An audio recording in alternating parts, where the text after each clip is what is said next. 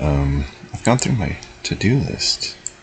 Might as well cover some of the things I've fixed. I've actually managed to track down what was going on here with my station buttons.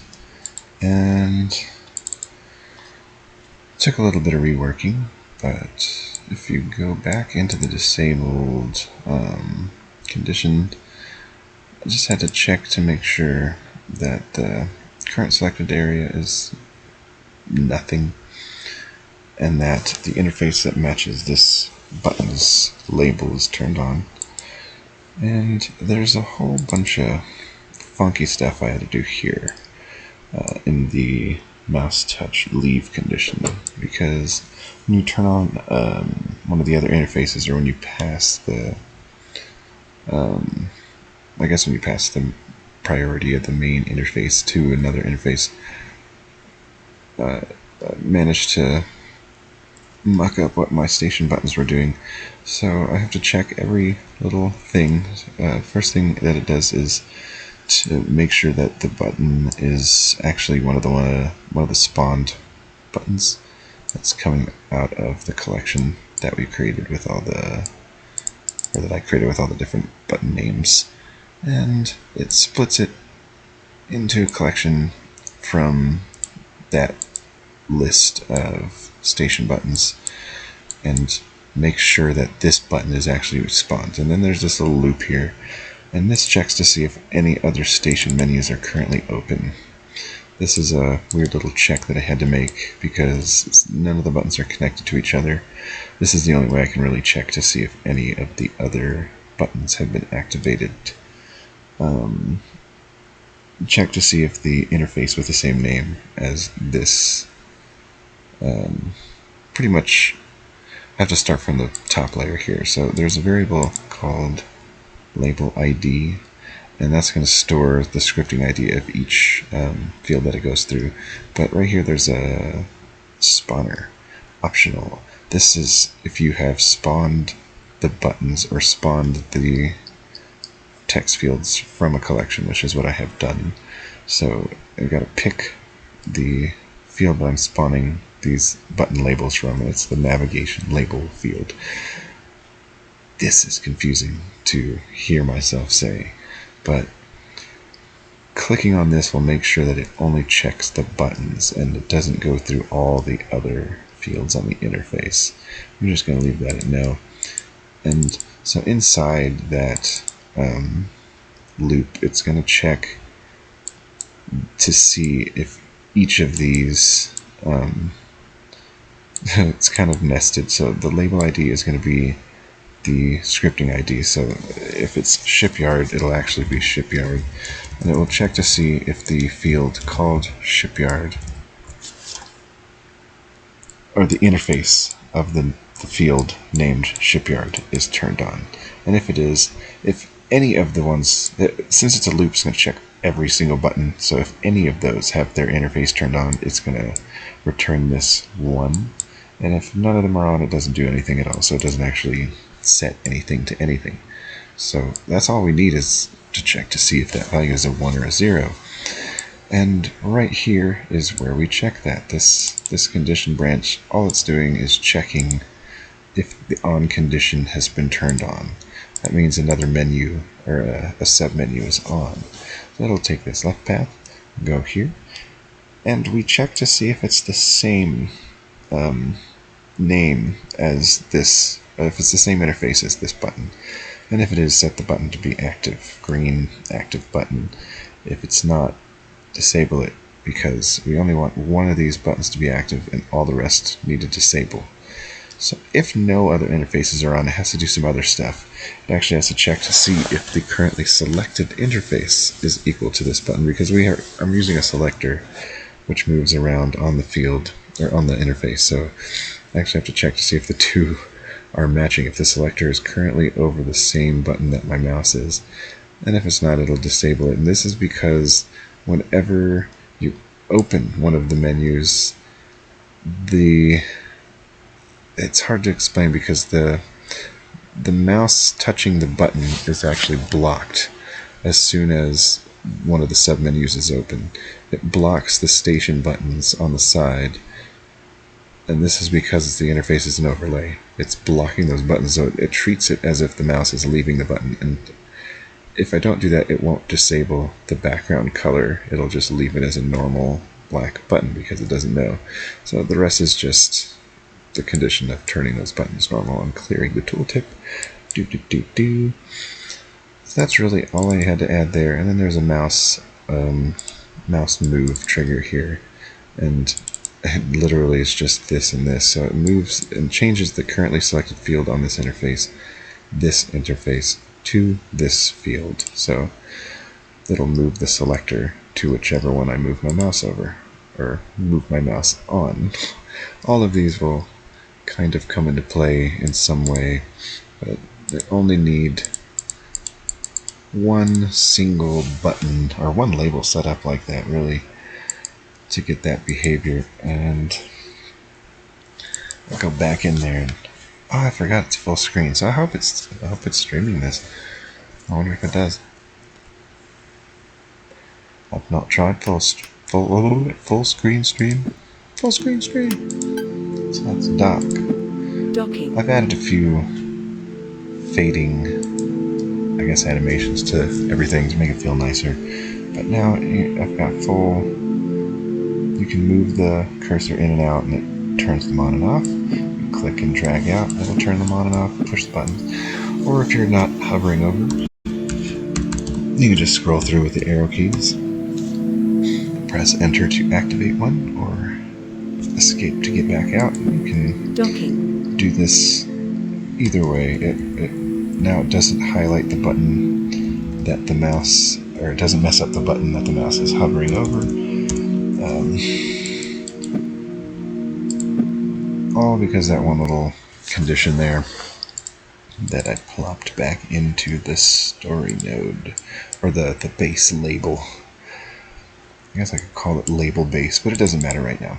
A couple other things. I've gone ahead and fixed up the backgrounds for some of these. I just went and made some AI generated quick backgrounds, because I'm gonna sit down with Bryce probably and make some cooler pseudo 3D looking things. I like the aesthetic of Bryce a lot. That's another older program that I love to use for backgrounds and landscapes and stuff. Is anybody popping in? Somebody? There's one person? Hello. Greetings. If you can hear me, or if you're there, or if you're real. I've also pieced together a solid background for at least one part of my interfaces. I have to go through all of these, and I want to attach the frame to this bottom bar, so I have one piece, but I've added the shadows to those. I have to go back through and do a few other take the background shadows from here and add them to the docking interface, and I'd like to combine all of these elements, the frames that I've put. I'm gonna just I'm going to my world creator program over here, and I'll be just attaching them all together into one big piece. That'll be something I might stream, because I'll probably get to that eventually. What else have I fixed up? I fixed the buttons working correctly. I'm gonna skip this one because at least for now I have to find some maths, and I don't feel like googling furiously right now. There's a little I'm going to try. I don't know if I'll get it right, but I'll try this one later. I've also done a little bit of messing with my parallax layers. It's a little bit more depth. I don't know if I have to move it really slow for it to be seen on the stream, in the video, but there's a little bit more depth. I've kind of adjusted some of the speeds of the stars. I'm going to fix some of that too. So then I'm going to come back kind of doing a little bit of work with reorganizing some of my scripts. That's something that sometimes you go through and you'll make some crazy, gigantic, weird-looking messes, and you'll leave things all over the place that aren't attached, and so other times it's just simple stuff like this that you don't think about. But I often end up with these big crazy webs, and sometimes I just go through and kind of clear things up, make sure everything's like, commented. This has comments, this has comments. Sometimes I can be a little anal and picky, and I like to line things up because I'm just thinking while I'm dragging stuff around.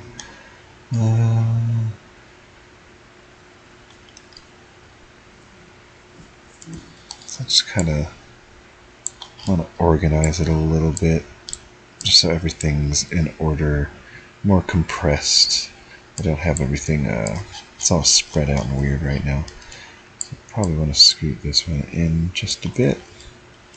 Come down here, grab these bottom ones. Actually, these are all bottom ones. So I think that's about as compressed as I'll get that whole strand, or whole, oh goodness, the whole web of nodes. I don't know what to call these. Graphs. I guess it's called script, but it looks like a big giant flowchart, big giant graph. Got comments on almost everything. I like to keep everything commented. So this will fade in the orbit buttons.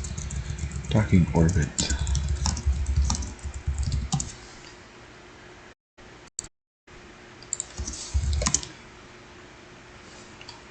And a lot of this is stuff.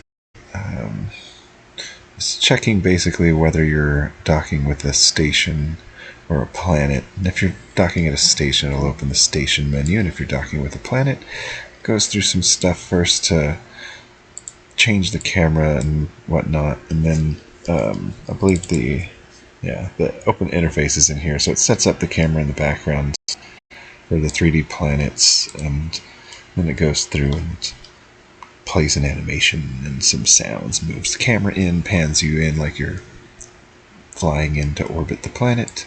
Then down at the bottom, I guess I'll keep this one over here.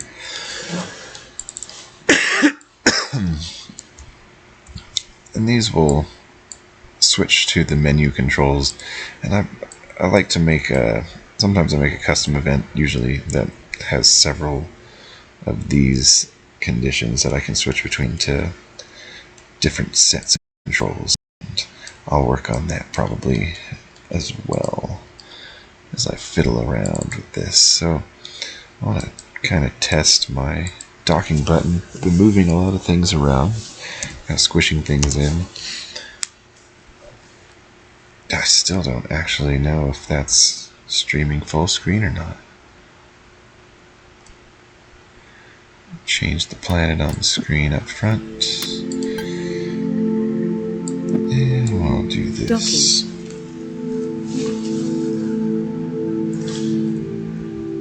Everything works.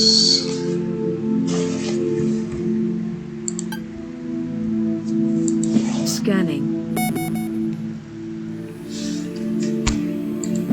Enter planetary orbit.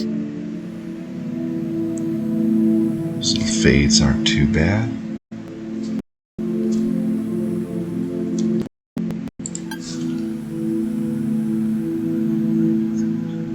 Let's see, give me just a second here.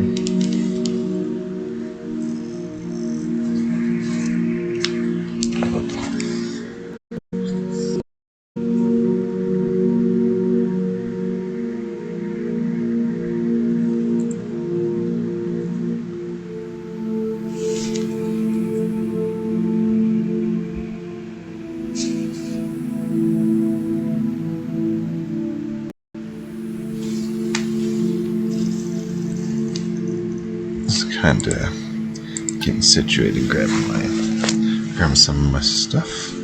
So I've got the Out of range. out of range condition set up. Docking. Only thing I haven't included yet is a docking animation, or the docking, I guess I'd call it. I kind of want it to Docking. have a little bit of a delay before it activates as the player docks at the station. I do kind of want to include, I have a static animation I like to use for some of this. These little camera things. I actually need to make a camera frame for the mini-map.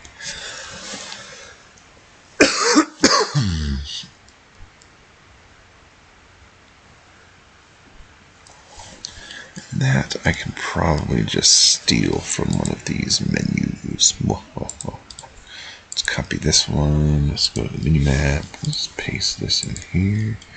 And we'll go ahead and I think I want it to be... I'll just drag it to the right size. So we'll run. It's ugly. Ugly. It should be 176, not apostrophe 76. And then move it backwards just a bit. So it's behind my scan lines. I want to call it minimap shading.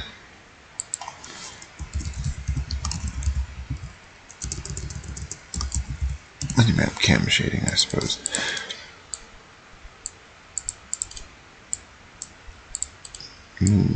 Backward. So I wish there was a shortcut key for that, moving these back and forth. But alas, that is not.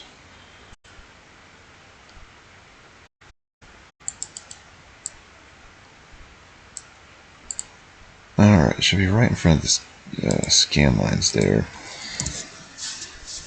Hopefully it's not too much of a darkening effect. I just kind of want the mini-maps and stuff. I just want those to look like little screens with these little softened edges. Out of range. Out of range. Scanning. Scanning.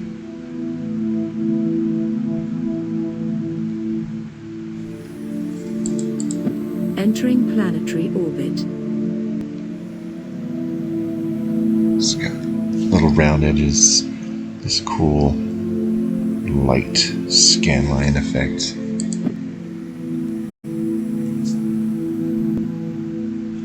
Together in Genetica Studio. Plant life detected. A lot of the tools that I use you can't get anymore, which is really, it's very unfortunate because I'd love to do tutorials or just videos in general on these programs, but you can't get them. So that's why I'm working on this Screaming Brain Studios project, that you can get the output that I with a lot of these abandoned programs, abandoned software, abandonware. All the tools on the page on my website are actually still available. You can grab everything here for free. And if they're not free, I've made sure to list them as paid. So almost everything else is free here. You can get a whole bunch of texture creation stuff, graphics programs, and then I've got a whole ton of downloads and stuff. So you can go there and grab the stuff that I've made with all of these programs. So I've done a lot of like animations and stuff, and in Genetica it's kind of, it looks very similar to the way that 001 works with nodes. So just over the years I've kind of become accustomed to a lot of these node-based programs, and Genetica is one of them, where you'll usually start with something simple and end up with something more complex just by running it through these different, I guess they're just called nodes. And some change the frequency of the Like you can actually make it into different shapes, sawtooth, or more like slats on a window. But for the scan lines, I'm using sinusoid, and then there's a bit of it there. And these layers are blended together with transparency. There's some brightness and some blurring and some couple other functions going on, but the end result is this scanning set of bars. That's sort of like an old CRT television. And that's how I get these little animated lines and screens.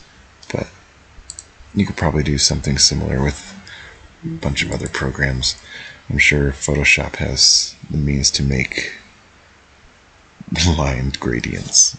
It's a really simple effect. And then you just scroll the image. So that'd be something you could probably do in GIMP as well. I might even be able to take a look and see what I could pull off, if I could pull it off. I'll come back in here while GIMP loads. Oh, that was quick. Alright, well, new image. I'll just make something 256 by 256. And I've not reset my backgrounds. So that would be like a custom gradient where you could you pick a linear gradient, and there's ways to change the shapes and everything, so you can, that's very similar, only sawtooth is sharp. I'd want to probably not even triangle wave. They don't have sinusoid, but extend would just let you make a gradient. And these are gradients that I've made for, some of them are for landscapes and creating little thin lines for terrain and such. But I wonder if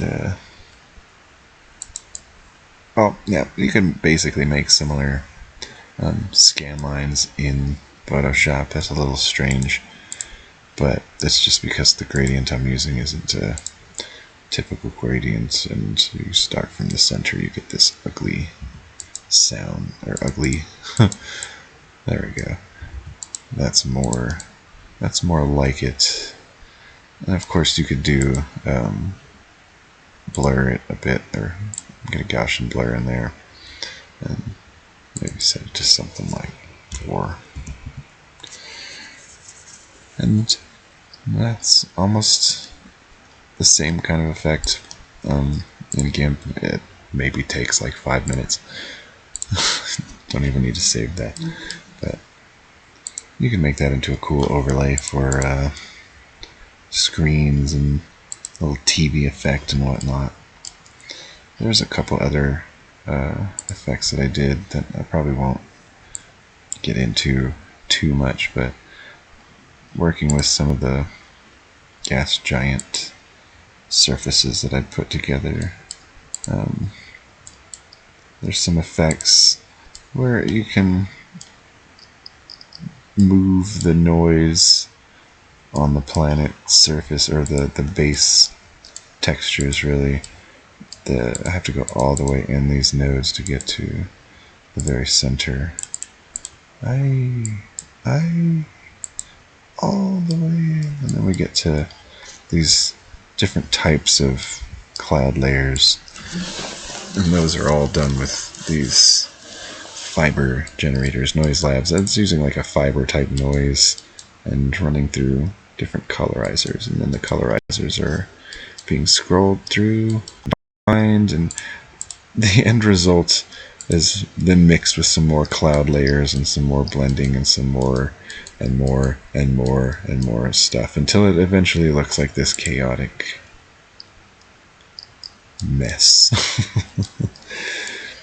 There's some real-time distortion stuff going on with this is generated from the bands from this this other noise generator, and that makes it kind of wispy and ripply, and then those are run through a bunch of spherical shaping filters until we finally come out here and cut it down with this I guess it's selector or blend node. And then let's blend it again and blend it again and blend it again and blend it again and blend it again. And eventually it's cut out in the final step using the same method pretty much. That it was tedious to get to that point, but that's one of them. There's also some scanning stuff, but I won't go too far in there. So this is about making a space game using graphics that I'm making. I'm not making the gas giant right now. I'll get out of here because that'll use up some of my computer's power. Alright. Usually when I'm organizing or consolidating things, you'll start to see more and more of these little yellow subscripts, which are basically folders, little subfolders. You can keep whole chunks of scripting inside and save on screen space. So if I wanted, I could take all this, put it inside one. I could cut all this out, put it inside another, and then I could just squish all this up here and be all nice and neat. But I'm not going to do that right now. I'm trying to see if I want to do that in any way, because I want to keep some things accessible, some things that I don't need to be constantly seen. But then there's some stuff that's not really important. I don't need to put these two things into a subscript, really. But it is likely that I could cram some of this stuff in, like the subscript for the out of range animation and sound effects and stuff, because yeah, it's really all just self-contained. It's tiny. Let's go ahead and make sure I know where that one's going to connect. I can't click. There we go. Okay. Make a subscript, and I'll just press enter and highlight all that. Grab here. And we'll connect you guys. Right click to edit and call it out of range. And it's going to be difficult to grab that, so I'm going to drag that up there so I can connect them. Drag that back down there. And all of this stuff I could probably put into their own. These are switching the interfaces in and out. For now, I'll probably just leave it like this. Make sure I don't have random pieces laying around. I like to make sure that I've commented everything, just because I'm picky and weird. So those are all good. No extra stuff. Everything's good. Alright. That's mostly my docking button. And I'm going to want to combine or get rid of all these shadows at some point. And that's probably something I'll deal with later.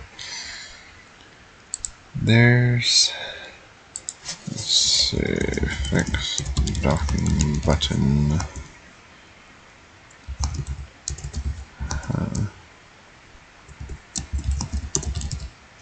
Not docking.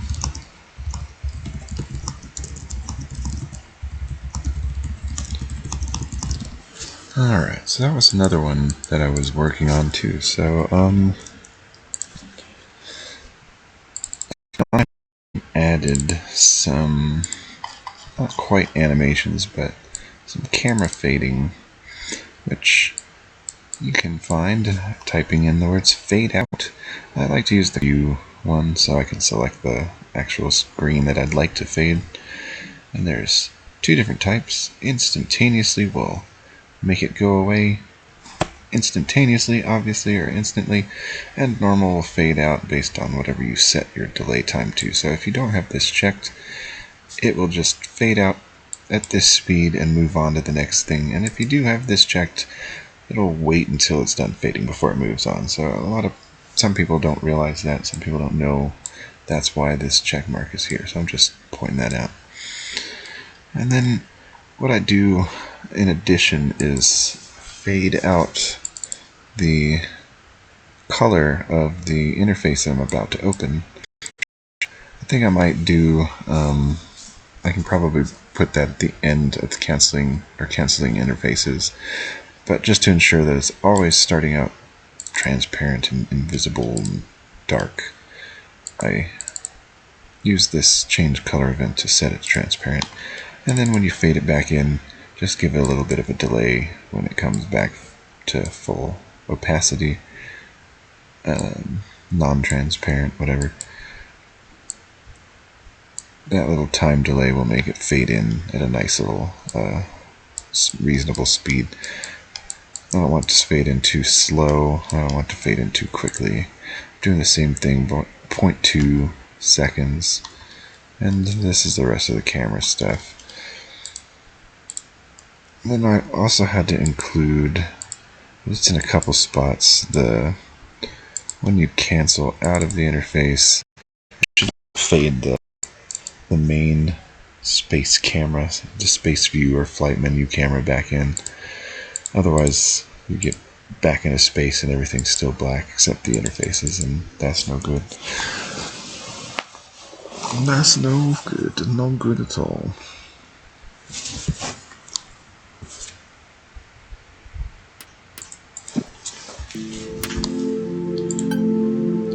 Let's go ahead and dock.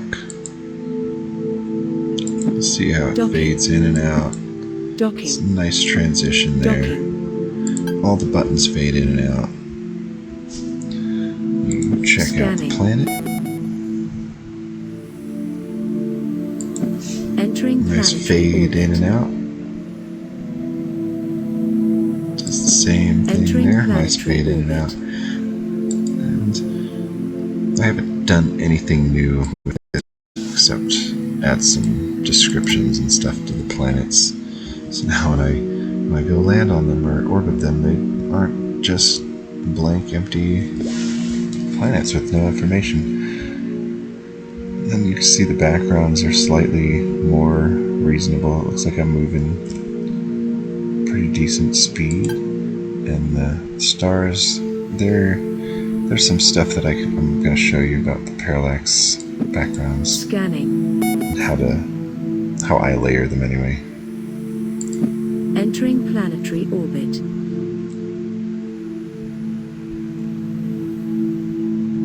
Another empty planet. Forgotten to change any of the statistics, but everything's working, everything's cool. Back on the planets map, or the testing map, this parallax layers I've set up tend to go with these small intervals for the pan ratio. It should actually be 0.01, 0.01, 0.03, 0.05, 7. There we go. A couple of those were off.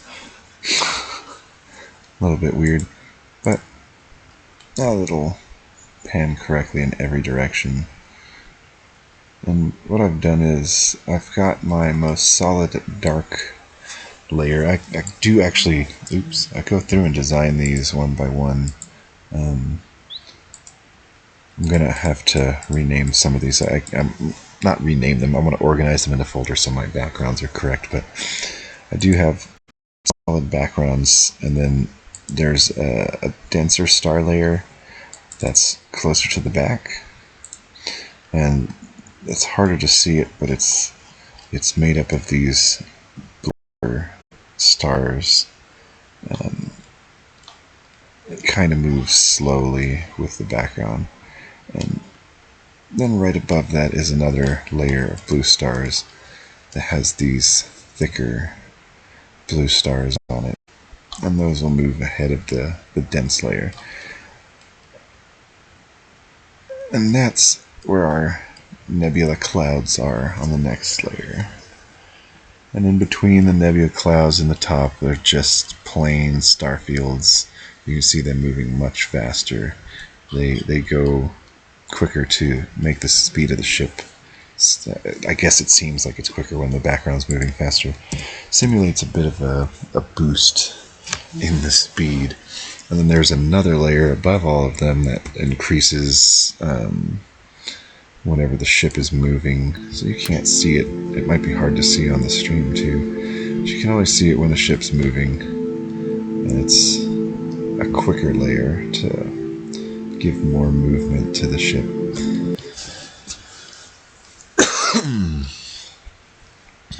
And those are all just set up using small increases.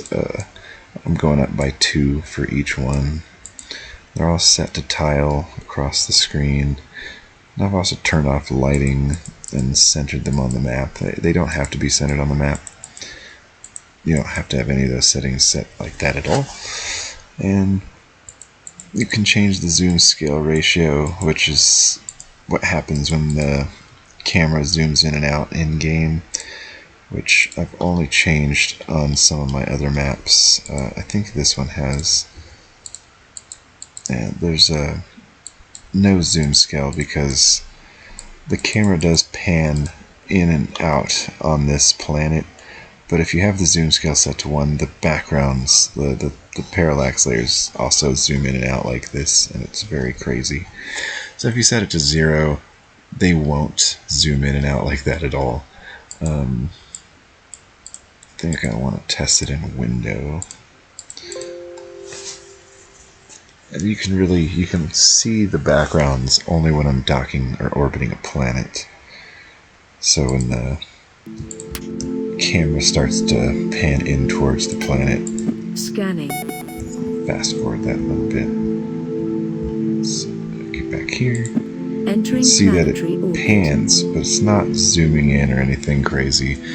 And so the way that I've now got my orbit map set up, it's only picking 3 layers from the main map, 3 parallax layers from the main map, and I've got more characteristic stuff on 4 layers instead of 3, so I have to reset that in my first I have to go to the orbit map,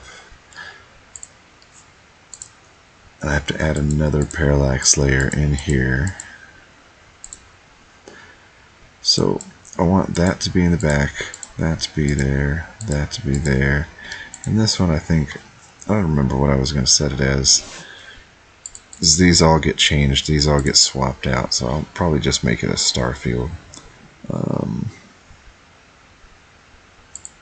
Space. Let's go with just whatever. Hopefully I'm not using the same. I am. Use a black star field. It added a couple stars there. And that layer should also be moving with the rest, so got it moving at 0.4, 0.5, 0.6, so that will be a negative 0.7. This is just to simulate when the planet is spinning. You can kind of gives the feel that it's being moved around, or you're rotating around the planet.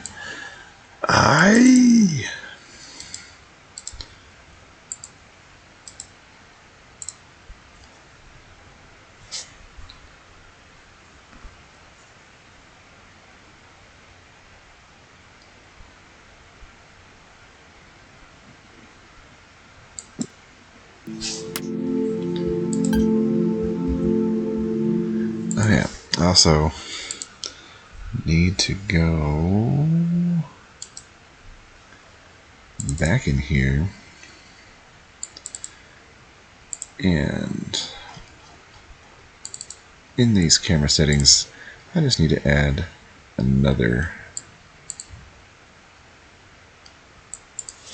one of these parallax layer events so that it sets parallax layer 4 to main maps parallax layer 4. And I'll change my comment here. That should give me my nebula clouds back, I believe. I think my nebula is on layer 4. I should have checked. Might just make it duplicate them all so that all the stars are there. Scanning. But I don't need the movement star layers. Entering planetary orbit. Yep. See, that's what happens if the layer's zoom ratio is set to 1. So I'll come back here, go back here, and turn that off so it's 0, and we'll just center that on the map. Now it should work.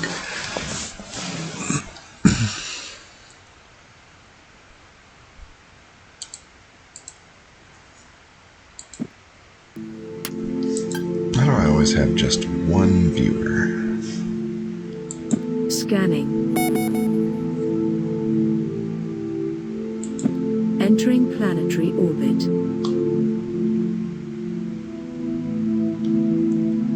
That's much nicer. You can see the nebula orbit. like you're flying in towards the planet, and then it just starts panning with the rest of the stars. Don't have to see the motion stars and the movement layers. And everything's all smooth and nice. I do want another layer of stars up at the top, which kind of move with the ship when it's going slower.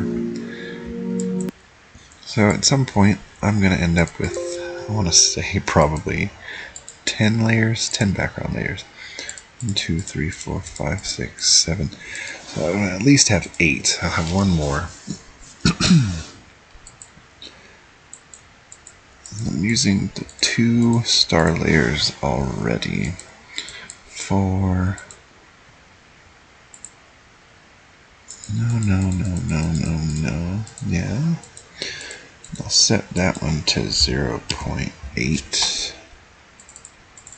0.8. Kind of...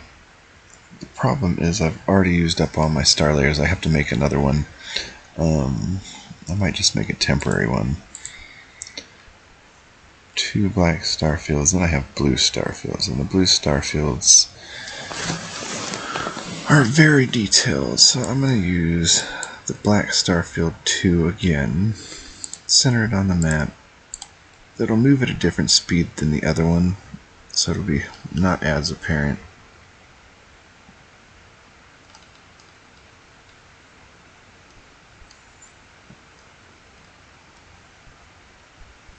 That might work.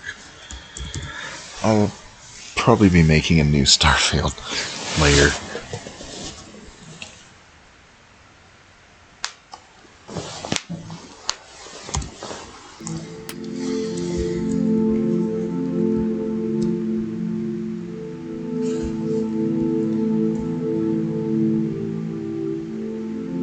Yeah, those feel like they should go faster. Closer to the speed of their friends over here. So we'll put that more at like 1.6.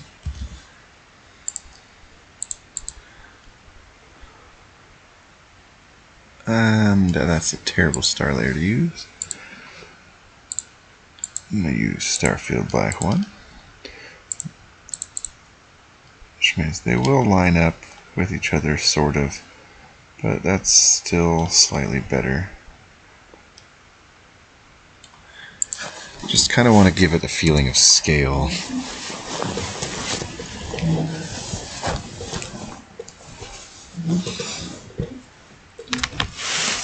And that feeling of scale tends to come with the ship feeling like it's moving faster while the planets are staying somewhat slower.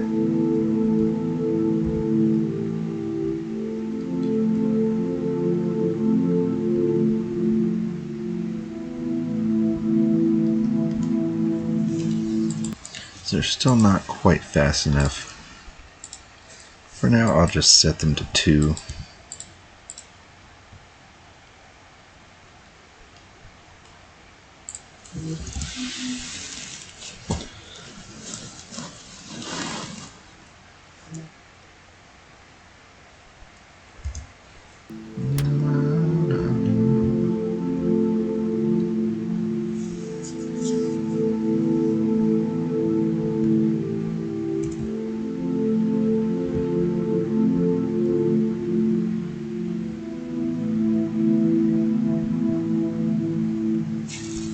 It's got a bit more depth to it than it did before.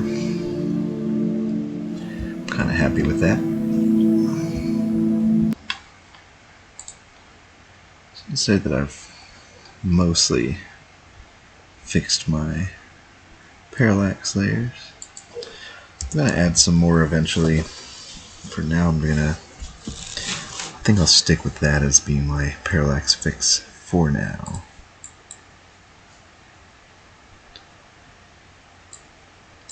And the cameras are currently fading in and out. I believe that's halfway done. Notice that the selection frame that I use to highlight things isn't fading. It's just kind of hanging out whenever you dock. Docking. Don't really want it to do that. So, I need to go back to my button.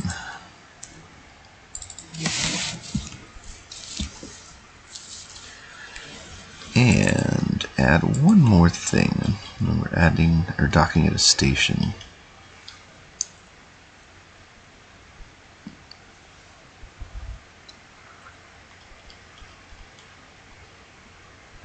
And that's going to be here. After we, or as we're fading out the camera. At the same time, I want to change the color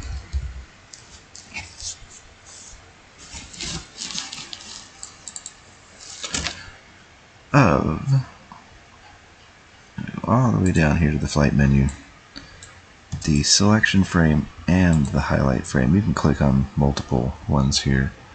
We want those to go transparent as well. Could also probably make them fade to black, but really, we'll set it to the same as everything else. I'll just leave that white and make it fade to transparent. And I want to leave this unchecked because the next event in line has its delay checked, so it'll go for 2.5 seconds. These will both go at the same time pretty much. If I have it checked here, it'll wait until this fades out before moving on to the next one. And so there's two colors or fields. So we want to change both of them, color 1 and color 2. This really mostly affects text fields, but just to play it safe, I'm gonna use both.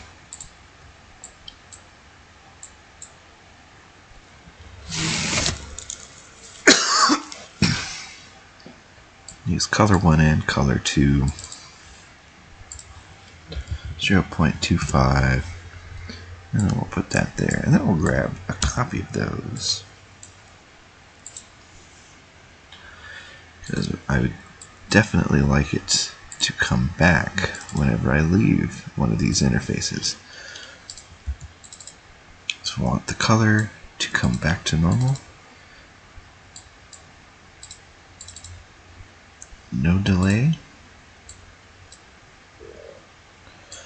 Copy those. Yes, I'd like to save. And then over in this other interface, paste that there. And I want it to be the same speed. I forgot.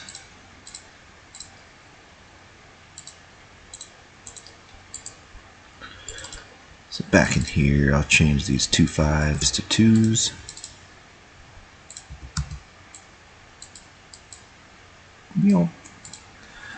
Alright, that should do the trick.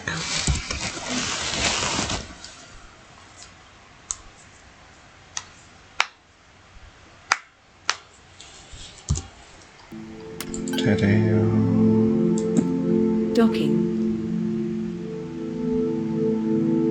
our selection and highlighters, they fade in and out. Docking. Docking. No longer get stuck there. Make sure it works for both. Entering planetary orbit. Oh, wow. Oh, that wasn't supposed to happen.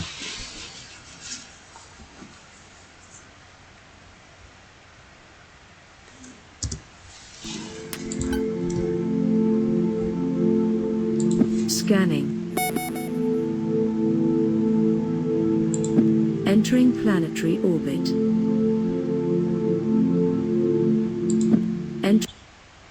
Huh. Interesting. I think it's because my menu controls are not getting switched at the beginning of the docking procedure. So, we'll come over here. This is where that's happening. So I just want to take these and connect them there. And we'll, oh my gosh, we'll move these closer to the top.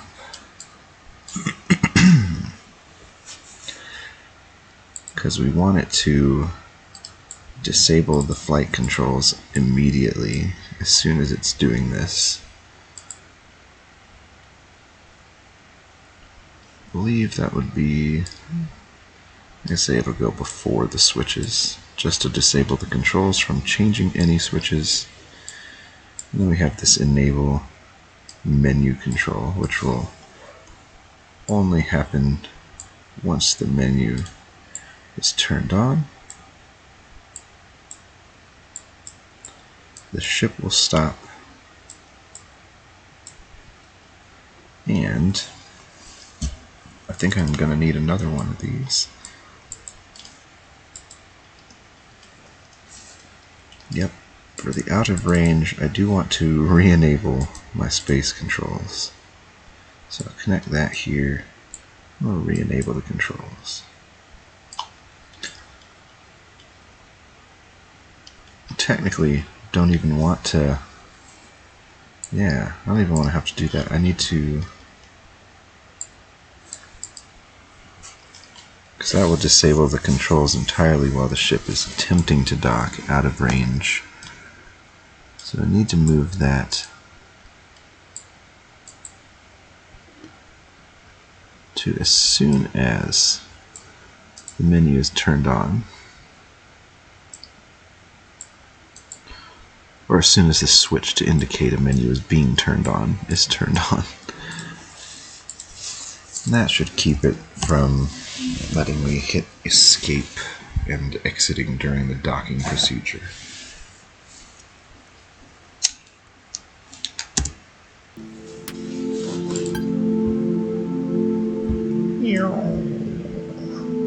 Scanning. Entering planetary orbit. Perfect. Entering planetary orbit.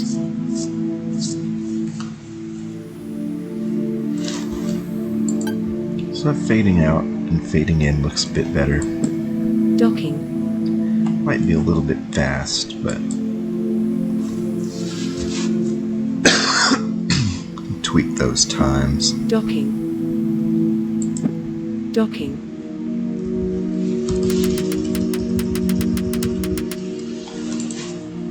It's a good number of things, and that's fixed. And that's fixed.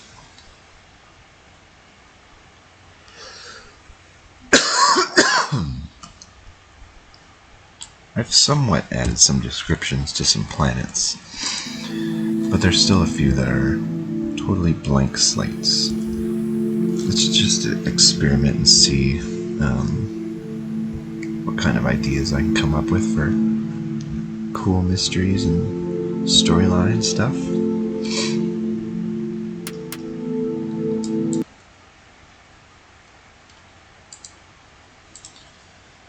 Back in the stations, I do really want to add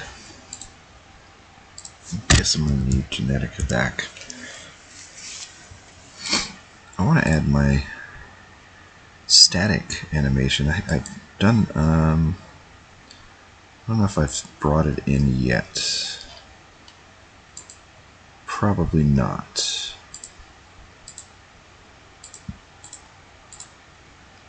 A couple different scan lines. But not my static. So there's some static animation here somewhere. Let me scan spinning planet. Did not save my static.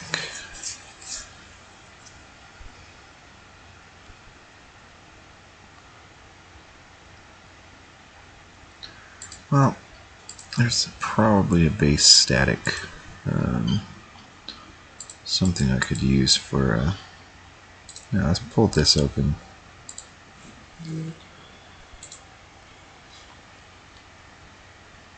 Kind of what I'm looking for, because I want it to do this. It's two out of sync movements. It's basically how you would create this appearance, because when you blend them together, the light and dark areas will crisscross with each other, and you get this cool wavy effect. But you can actually edit the curves for the animation, so I can make it go faster or do more random jittering. If I wanted, the jitter amplitude will make it thinner, or I can make it like thicker lines. So I probably want it more around 40. Get it more jittery, and then that gives me a lot of crisscrossing lines. Then it's colorized and turned black and white. And the same thing is kind of happening in here. It's just a noise with its seed getting changed. And once those two are combined, we get this great static effect. And really what I want is the height is going to be 320. The reason why is because I only need to stretch it along the horizontal axis. And currently, if I come in here, first I want to take a look at the actual, not this one, my view background. Where is it? I gotta rename these. These are all terrible names.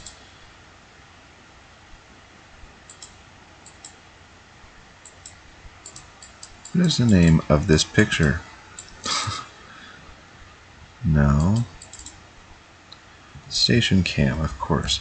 I've renamed a lot of my interface stuff in other interfaces to clean things up, so I might clean stuff up on this one too. And this one's 368, so I can actually do this. I need two of these, a 368, and I'll render an animation. It's going to be 100 frames, but we want it to be 368. That's the size. And we'll just render this to memory, so I can get preview. I can preview it at 10 frames per second, or 30. Crazy static. Something in between, more like 12. And it's not going to look like this, but the size of it matches what I want. So it's 368. I'm going to save this, export this animation.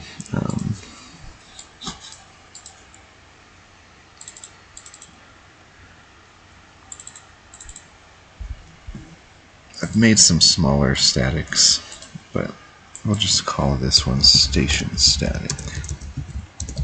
Station view static.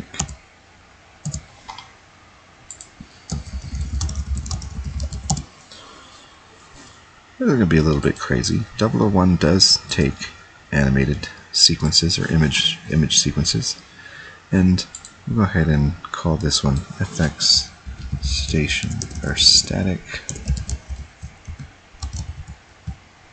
station view.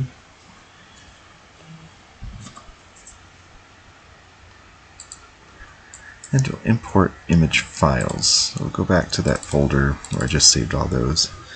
Go find my, what did I call it? Station view static. Select them all, press enter, and it'll import them all into 001. I should have switched the pose first, because this can be a little bit slow if you have a whole lot of frames. But it'll import it.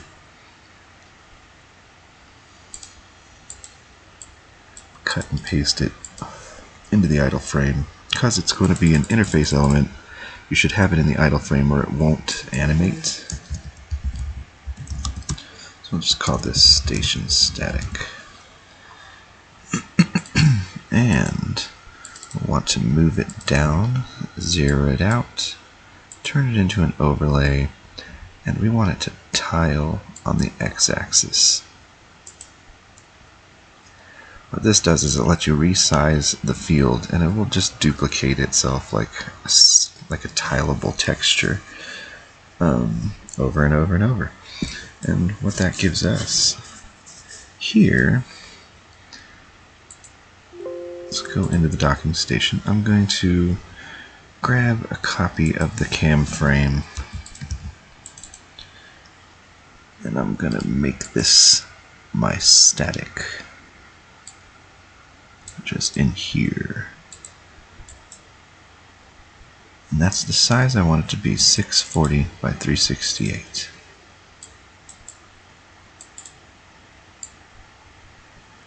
Now the way that it's tiling is a little weird because it's set to window. I just want it to be a static sprite that's 640 by 368. And there's our normal non-stupid looking static.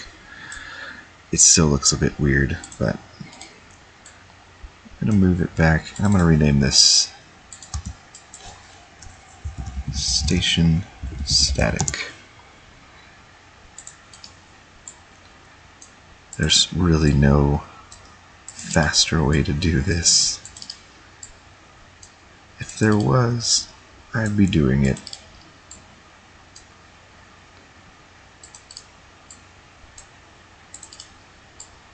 I just want it to be behind the scan lines and the shading frame, which I believe is all the way in the back. So I should move this, yikes, to the back and move it forward, which, goodness, that takes forever sometimes. Forward, move forward. And we want it over the image. That'll give us this static. It just kind of moves and loops and loops. Let's just see how that looks in the game even.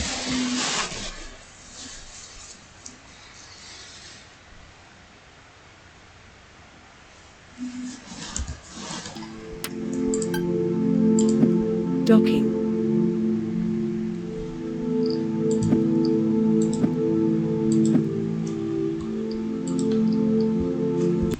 Alright, so it shows up. I want it to be visible when you first enter.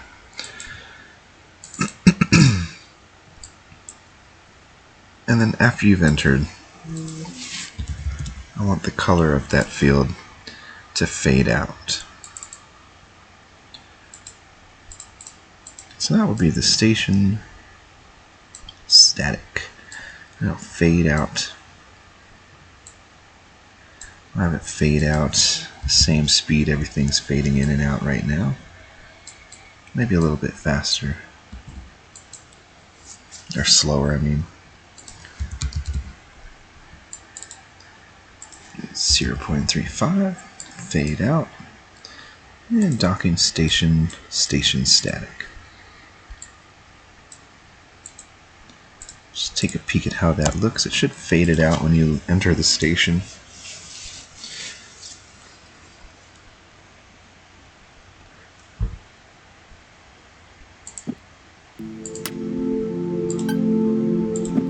Docking. And it fades in whenever the text is done displaying. Docking. which is neat. Docking.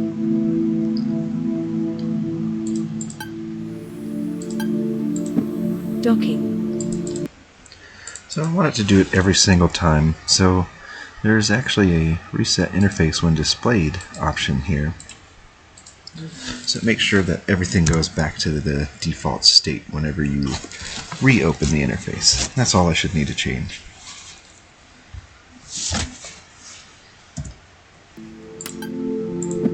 Docking.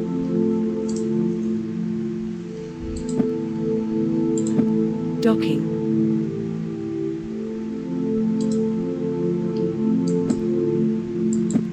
Docking. Docking. Docking. Docking. It's right that I can see the image behind it at first. So I shouldn't be able to. Wonder what happens if I set my static to additive. It'll make everything white and crazy, I bet.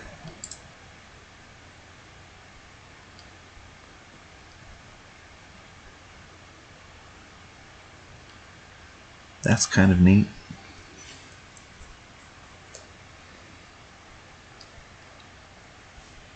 Is that what I want? I have an idea. Let's make it so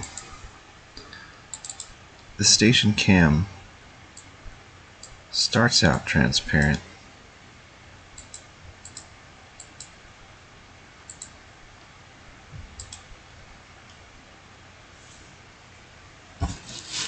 not transparent, but black.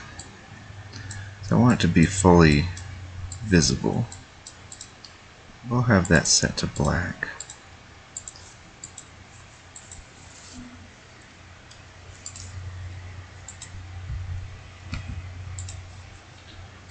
So the station cam field is set to black. Which one is this? Why did it do that? Okay, I don't know. And when you enter,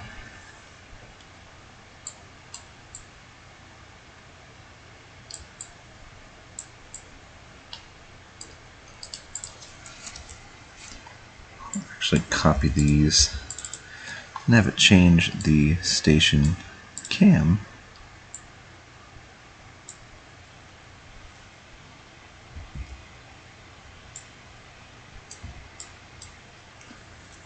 to white and slightly quicker.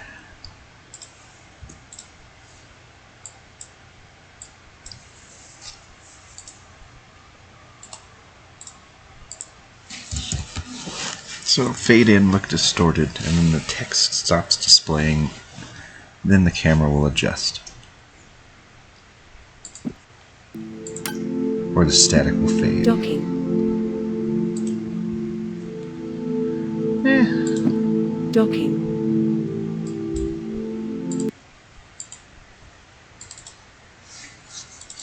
Let's increase that time to 0.5.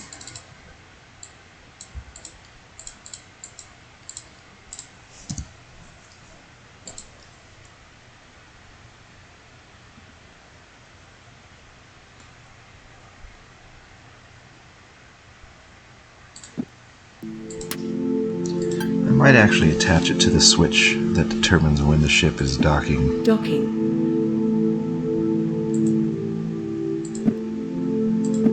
Docking. Docking. That goes way faster for some reason when it shouldn't. Interesting.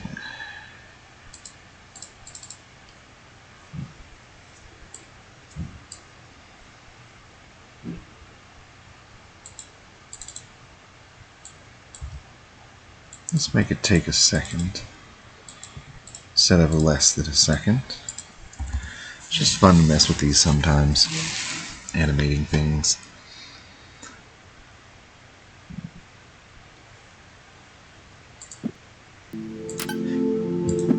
Docking. Docking.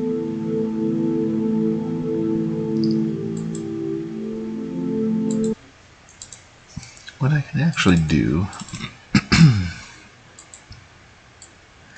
put both of those after the text click.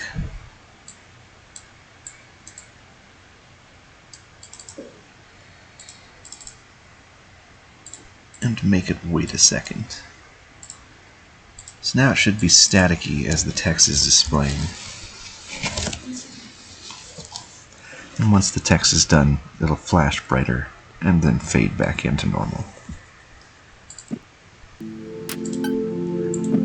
Docking.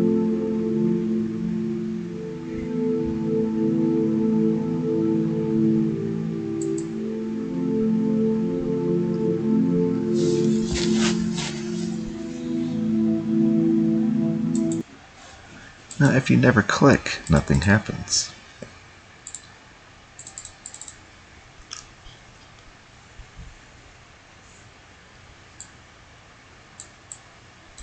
And so we can skip that. Give it a bit of a delay here. About 0.5. I'm going to add some checks in there so that it actually checks the status of a switch. That way you can determine if you're docking or not, or if the animation for docking is still playing.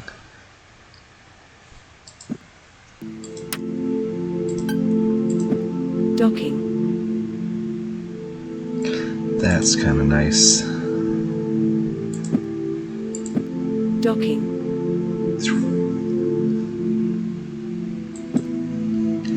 I'm hoping to add a similar effect to each of the transitions. When you move into another area, I'd like the screen to flash like it's switching. Docking. It's not too bad. Docking. What more? Docking.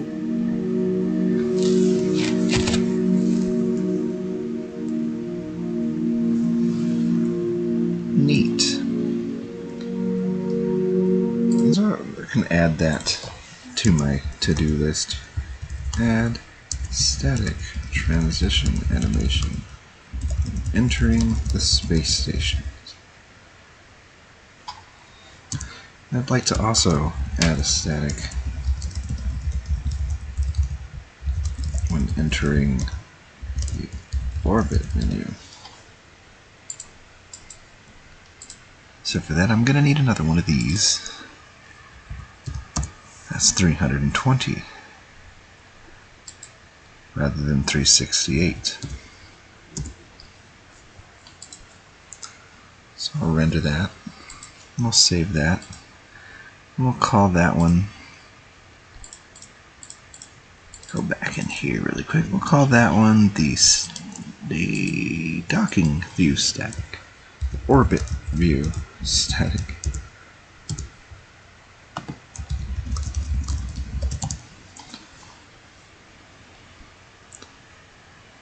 We'll use that to a similar effect in the space station orbit menu here.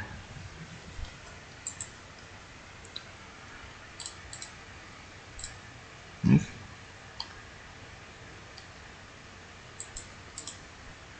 we'll call this one static orbit view.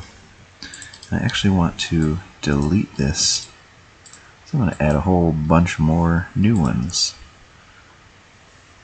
Orbit view static. Just got to reset all these same settings pretty much. I have to disable the lighting, turn on additive, make it an overlay, tile by X, and zero it out so it's in the middle. You can actually refresh your facing direction sometimes when you change this view. It doesn't update sometimes. But now we have a properly sized static line for the orbit menu.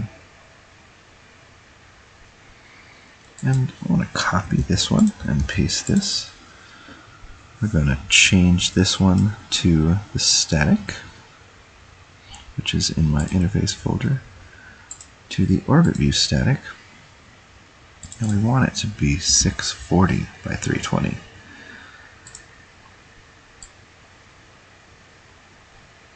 that'll give us this glowy additive static. And we'll call this one orbit static. Definitely want it to be just in front of the surface image here, which is just a little bit further ahead. And there we go.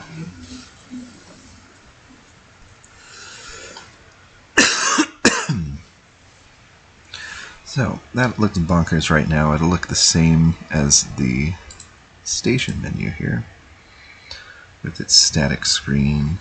And then over here we'll have the same static screen. We want the planet's surface to start out black as the night.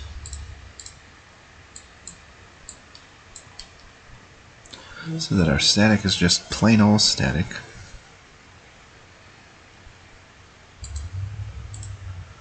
Then we'll come back over here and we'll grab our static enlightening events. Yeah. It's back in the interface being entered again. We will put this down. I'm going to scooch these out of the way.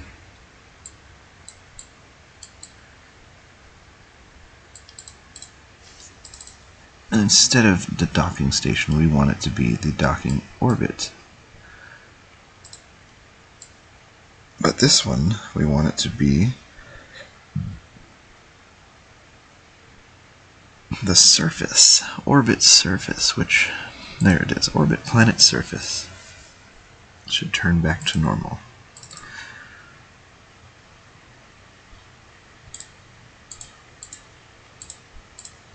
And then the orbit static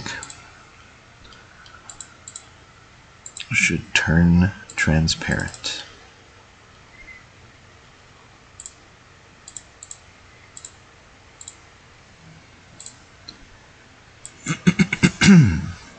Make sure it's set to reset when displayed. And we'll give that a shot.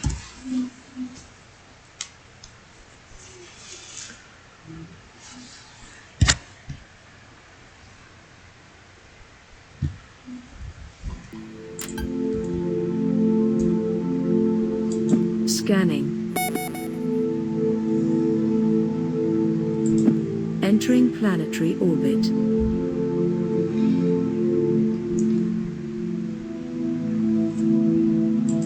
Entering planetary orbit. So, the way that seems to be working is not what I want.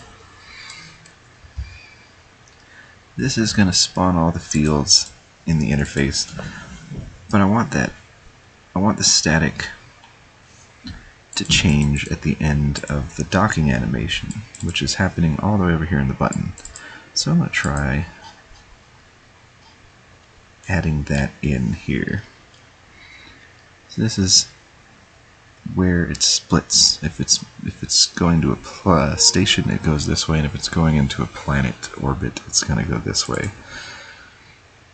So this is where all the camera settings are set, and this is where the camera pans in. So it's at the end of this where I'm going to want these static changers. So I'll put those here just to see. I put them off to the side just in case, so I know where I put wherever I made changes. It's kind of obvious since they're off to the side. One whole viewer.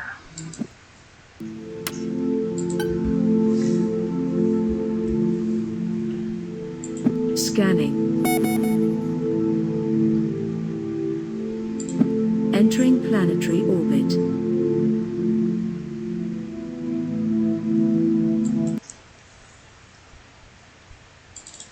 So, I'm wondering, it's supposed to keep the planet's surface image dark. I think I need to change that. There we go. Make it static. That might have been what I was missing.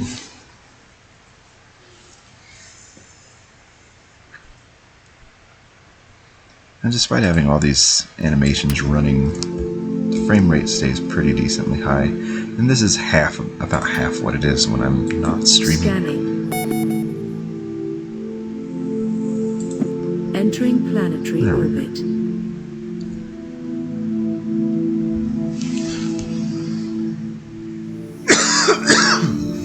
Success.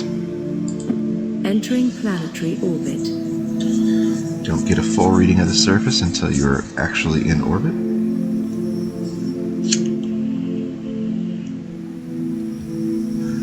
Take a look one more time. Entering planetary orbit.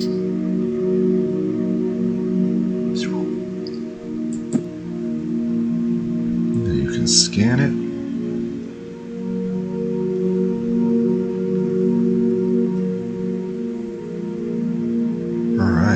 Plant life detected. So that's my static animation, transition animation. Gone ahead and gotten that knocked out. So that'll probably be what I want to include in switching the cameras between interfaces. There'll be a fade in, fade out for main interfaces, and then just a kind of a loading television screen or computer screen style interface animation. And I can probably turn those fields on and off whenever they're not active. Like, let's see, this one has a delay, so I can actually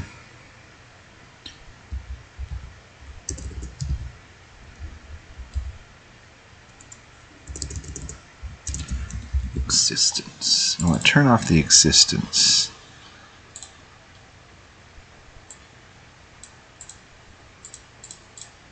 So it's just not there anymore.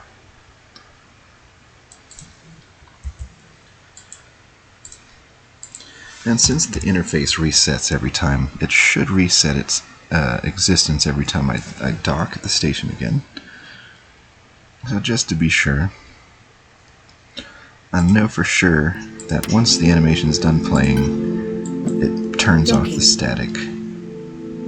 Static is no longer existent. I can redock and the static's back. Docking.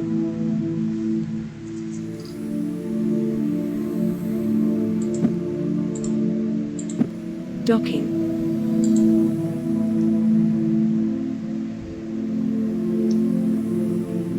Perfect. And the very last thing you can do, or that I could do,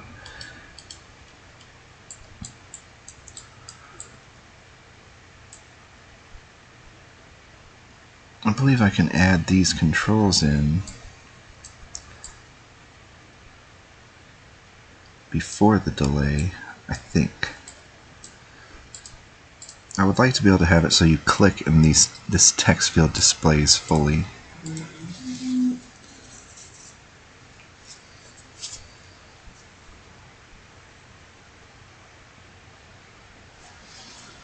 But actually, that's not going to work.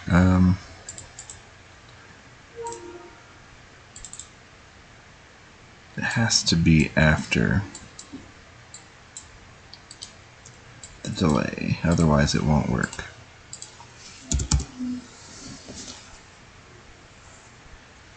So while the screen is loading, while the screen is refreshing its static or camera state, you have to wait, and then you can click out of range. I do have to increase the docking range. That's absurd. There we go. Once the screen is loaded, you can click and the text will display. Docking. And you can navigate around. This is going to change the text on the sides to describe different areas of the station. Just haven't added that yet. So I gone ahead and got the 2 stations updated with static animations that we've made here in Genetica. And get out of that. My to-do list here, it's only got a couple more things to do. The credits display pretty much shows players' money now. Gone ahead and added descriptions to planets here. I can't remember where all of the thruster power, this particular to-do list entry, I've got some areas where I'm copying a value into another variable, and I don't have to do that. There's no real reason for me to do that. I was just doing it so I can access it from another variable, which I don't have to do. And this is the design a list of planets and or materials that can be found on. I've kind of already done that. And then I have some ideas for what I want to do to fix the cursor tooltip so it doesn't go outside the camera bounds. And I believe I have to check how many letters are in the name field here.